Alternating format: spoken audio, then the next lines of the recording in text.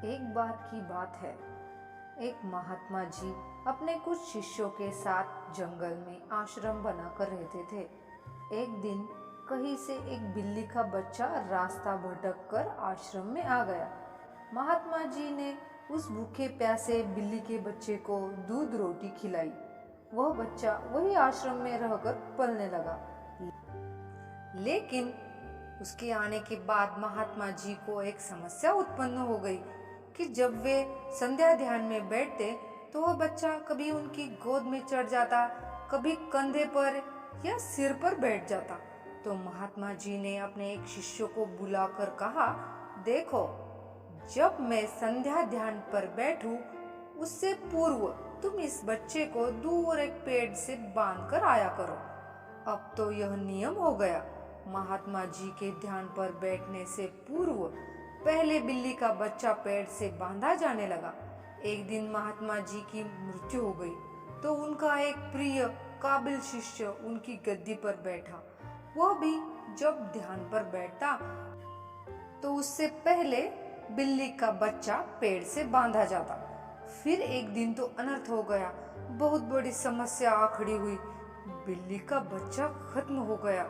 सारे शिष्यों की मीटिंग हुई। सबने विचार विमर्श किया कि बड़े महात्मा जी जब तक बिल्ली पेड़ से न बांधी जाए तब तक ध्यान पर नहीं बैठते। अतः पास के एक गांव से कहीं से भी एक बिल्ली का बच्चा लाया जाए।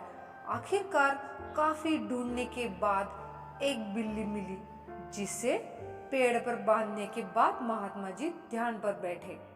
विश्वास माने उसके बाद जाने कितनी बिल्लियां मर चुकी और न जाने कितने महात्मा मर चुके, लेकिन आज भी जब तक पेड़ पर बिल्ली न बांधी जाए तब तक महात्मा जी ध्यान पर नहीं बैठते हैं।